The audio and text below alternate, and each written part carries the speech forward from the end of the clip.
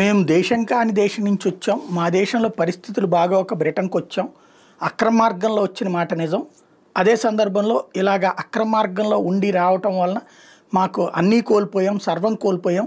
ఆశ్రయం ఇవ్వడం మానవ హక్కుల వేదిక కారణంగా మీరు ఐక్యరాజ్య సమితితో ఒప్పందాలు కుదుర్చుకుని ఉన్నారు. ప్లస్ మీ దగ్గర హ్యూమన్ రైట్స్ సిస్టమ్ కూడా ఉంది కాబట్టి మీ దేశంలో బ్రతుకుతామంటే మీ ప్రభుత్వం వద్దంటోంది.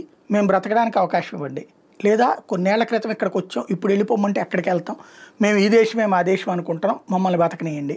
ఇలాగా బ్రిటన్ కోర్టుల్లో వేసిన కేసులు వందలు వేలుగా దాటిపోయి లక్షలు చేరినాయట.